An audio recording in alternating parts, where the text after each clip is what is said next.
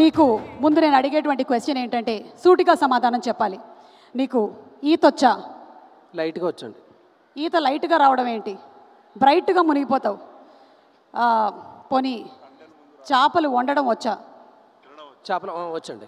ఏమొచ్చు? చేపల పులుసు అండి. ఎలా చేస్తారు? ఫస్ట్ చింతపండు తీసుకోవాలి, ఓ 1/2 కిలో. ఓకే. ఫస్ట్ ఒక కారం పక్కన పెట్టుకోవాలి. ఆహా.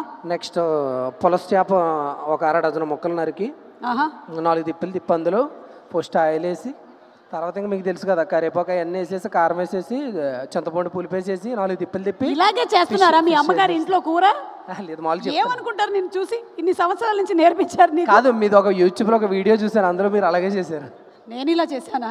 ఎనివే ఎన్ని రకాలైన చేపలు ఉన్నాయో చెప్పు. చేపలు పులస, ఎలస, శీలావతి, వద్దు ఆపే. కట్టెపరుగులు.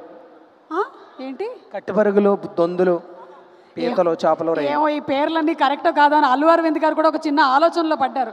ఏం చెప్తున్నాడు రా బాబు వీడని. సరే మాట్లాడేసేయండి ఇప్పుడు.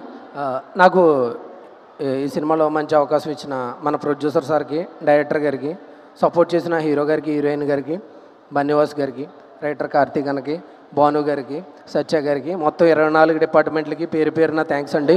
మేము 22 మందిని, మన దద్దా అనే క్యారెక్టర్ మన నరేన్ గారు ఒక 22 మందిని భరించారు. అదేవిధంగా మా 22 మందిని ఈ గీతార్ట్స్ పాపం ఒక సంవత్సరం భరించింది. గీతార్ట్స్కి పేరు పేరున మా అందరి తరపున చాలా థ్యాంక్స్ అండి. అంతే అండి. ఈ సినిమా మంచి సక్సెస్ అవుతుంది.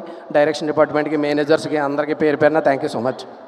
మొత్తానికి బాగా ప్రిపేర్ అయ్యి వచ్చావు. ప్రిపేర్ అయింది